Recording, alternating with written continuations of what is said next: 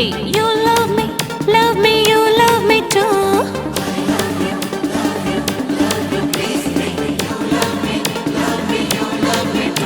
माया कैसे चढ़े है नशा, आ जाना राजा कर ले माया। माया के बिना नहीं है रे मजा, आ जाना राजा कर ले माया। आ जा रे छेला कर ले माया।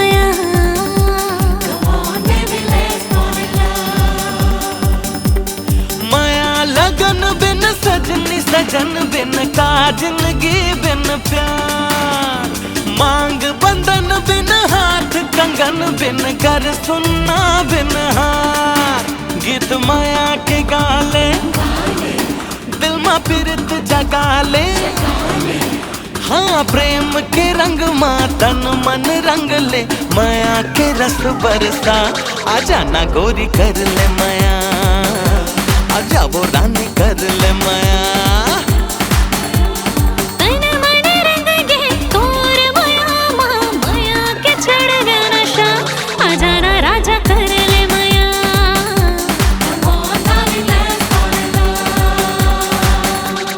कोयली कूके बन अमरैया, सुता आदि नदिया दरिया, देवधानी मोर भौजी भैया, दिल मोर काटी छत्तीसगढ़िया।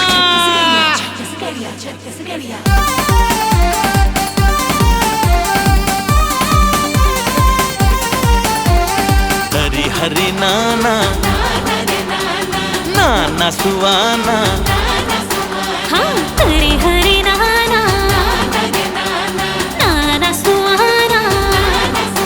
तोर बेचा नहीं भाई बरगर नहीं सुहाय, मोला बड़ भाते चटनी बाती। तोर बिल्डिंग माल जम्मू जी के जंजाल, मोर सुघर धनहा मटासी।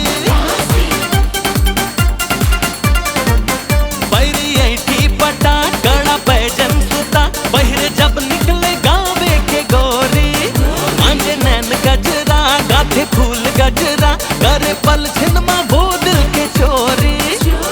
संझा बेरा नांगर जो तत गायक संग हाथ दरिया, पनिहारन के लिच लिच कनिहा माँ चमके कर धनिया। और माया करे के पहली ठोकुन दिल से दिल तो मिला, आ जाना रानी कर ले माया। आ जाना गोरी कर ले माया।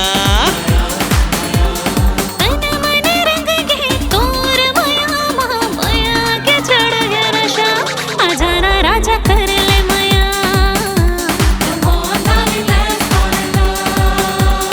हाँ भारत माँ के रतन बेटा बढ़िया रे, मैं छत्तीसगढ़िया आऊँगा, मैं छत्तीसगढ़िया रे। You are Chhattisgarhiya, you are Chhattisgarhiya, you are Chhattisgarhiya. Yes, I am छत्तीसगढ़िया।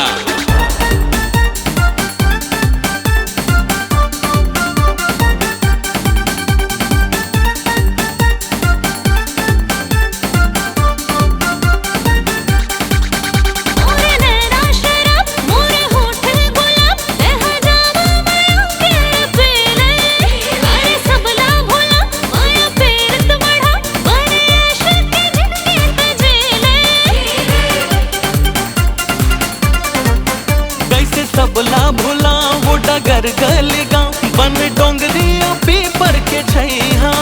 वो सरग सही घर चारों धाम हमर, बिना बहिनी के सुनना ये भैया। राम बरोबर भैया मोर, सिया बरन भौजाई।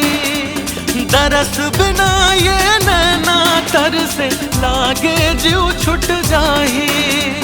काला कई थे माया वो संगी, अब तो तही बता, करो मैं कैसे तोड़ ले माया, करो मैं कैसे तोड़ ले माया।